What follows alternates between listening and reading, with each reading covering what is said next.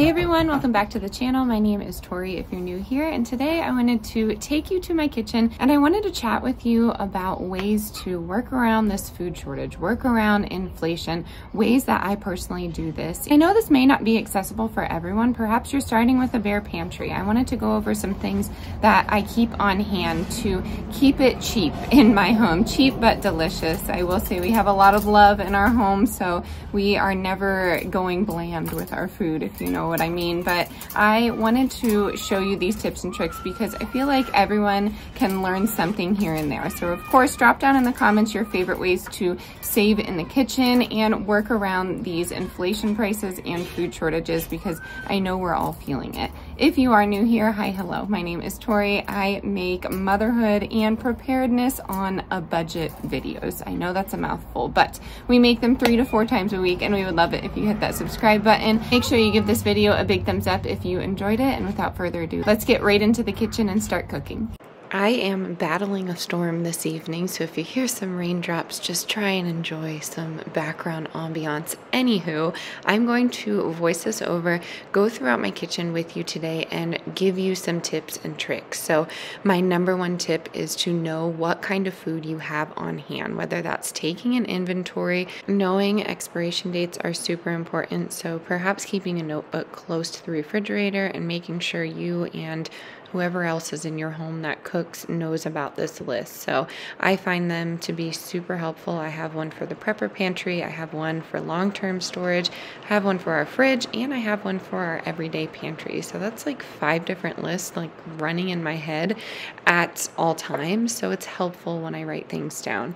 I cannot waste food. I was raised this way. It's very hard for me to throw out food. So up until having children, I was absolutely fine. And then the toddler stage came and we were wasting food left and right. And it like physically and mentally hurt me. So I found creative ways to use my leftovers. And a lot of the time I was referencing my cookbooks, my Grange cookbooks, because they made different recipes with unique ingredients, and I found it to be very helpful. But we are not perfect, so thankfully we have chickens. That is our basically garbage disposal in our home, just because it creates food for us, if that makes sense. We are feeding the chickens nutritious food and they are providing us with eggs, so we are very thankful for that every day. But we have not thrown any food out unless it's something that the chickens can't have, and honestly they can have a lot of what we eat. So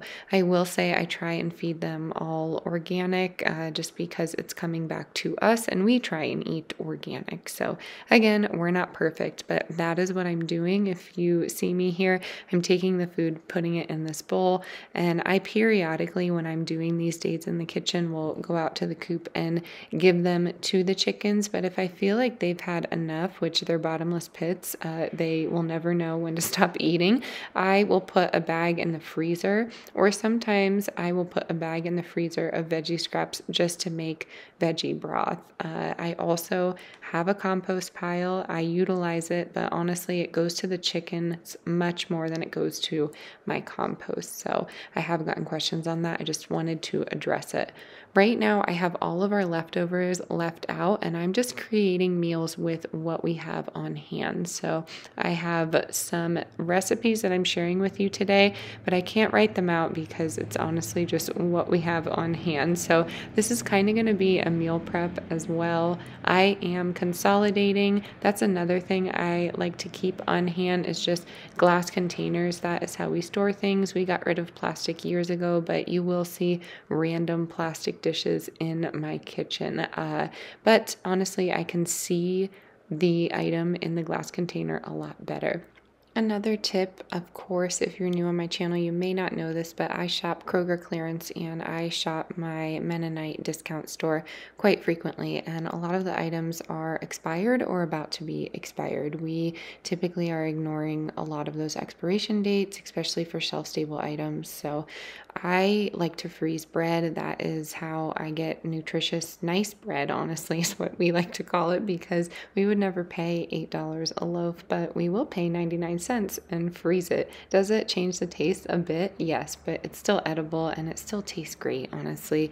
And another tip that I have been picking up, this was from Farmhouse on Boone years ago. Lisa has phenomenal ideas. She takes that meat that she has.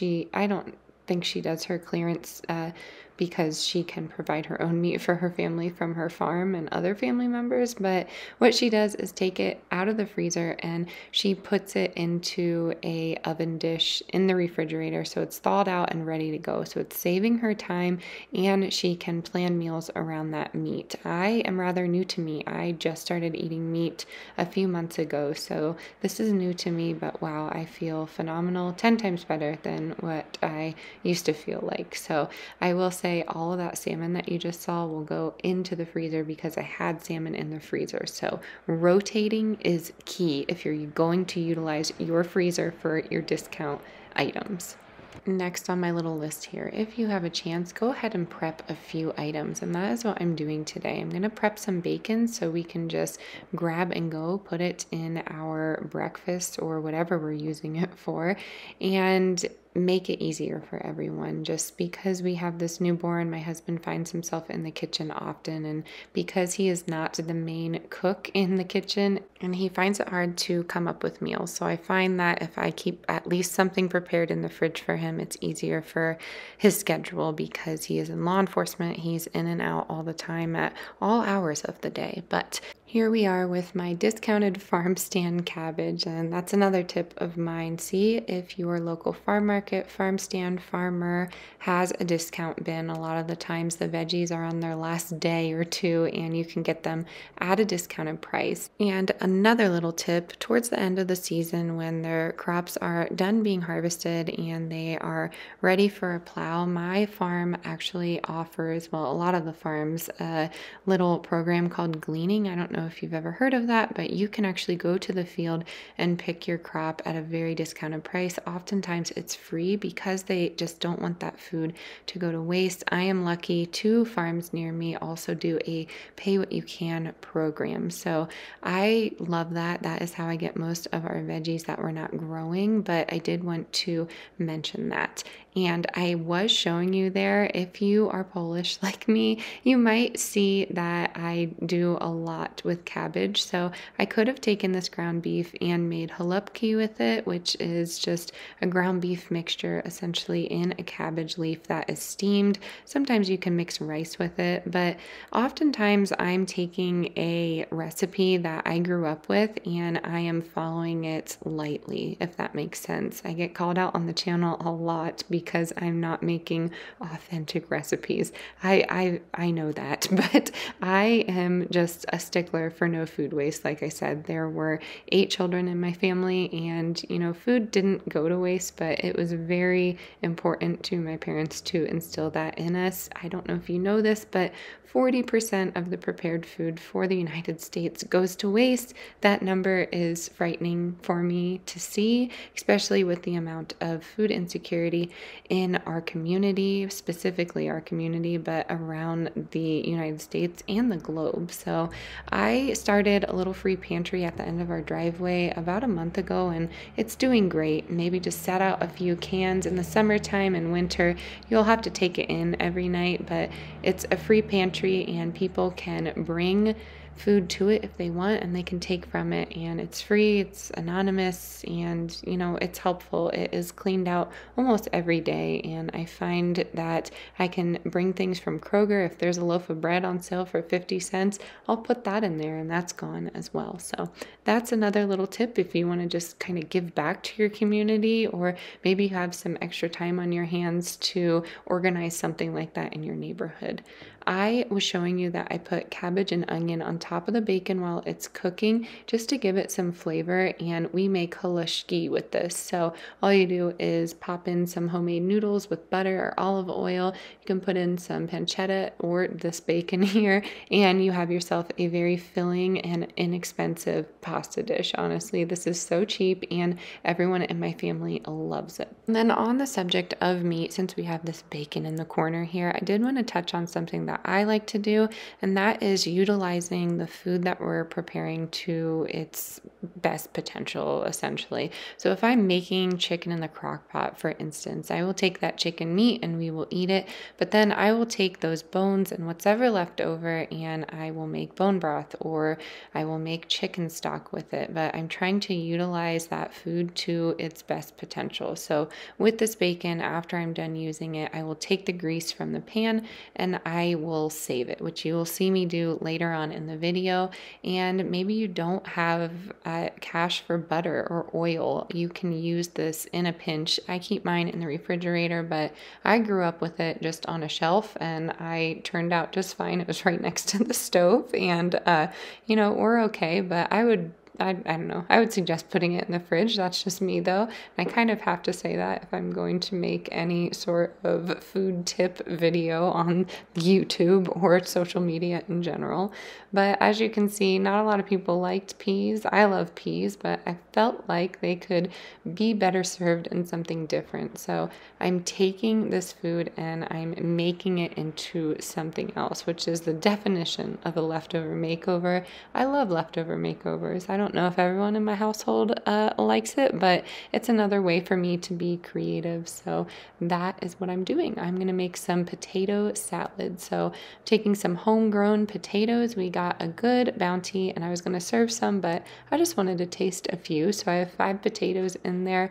I have some peas and then I grilled up those onions just because I can't really eat raw onions. It makes me pretty ill. So what I'm doing is chilling that all together with some salt. And I'm taking that water that I was boiling the potatoes in and I'm going to boil some eggs with it just to save me some time. You totally can dump out that water and get new water, but I don't, and we are just fine. The eggs cook fine in starch water and we really enjoy just having hard-boiled eggs around. So here's the bacon grease. I'm just adding more to this. I cooked some bacon in there earlier for my husband's breakfast, so that's why there's some in the jar. But I just keep it in a mason jar and then I put the lid on it and it just stores in my fridge. Sometimes I use it, but typically it is a backup source of an oil. So you can put it on toast, you can use it to fry your eggs in, but it's great and essentially free because you know, already had it from your bacon. But what I'm doing next is making this potato salad, and my battery ran out before I finished, but all I did was put pickle juice in there, mustard, put some Worcestershire in there, and I also put some mayo. I just mixed it together with some onion powder and dill, and we are going to snack on this throughout the week. This could be a main meal for me because I'm going to put some bacon in here so it has, you know, some sort of healthy fat with our avocado mayo, and we have the potatoes in here for a start. The veggies, we have some peas, so we'll be okay. And we have a protein, so I don't know, a complete meal, if you will. Alrighty, my friends, that is going to do it for today's video. I know it may have been a long one, but I hope you enjoyed cooking alongside of me. Please let me know your favorite tips and tricks down in the comments below. Let me know what you do to save money. We are about to approach 15K, which is wow, it's amazing to me. I am just humbled every single day to see all of you showing up in the comments and being so supportive. I've worked at this for almost 6 years now, and it's been a struggle. So I'm so excited that this channel is finally growing and our community is growing, because that is what is important to me. Again, thank you so much for being here. It has just been such a phenomenal ride. If you're not subscribed, now is the time to do it. Make sure you give this video a big thumbs up. As always, stay adventurous, stay creative. I'll see you on the next one. Bye, y'all.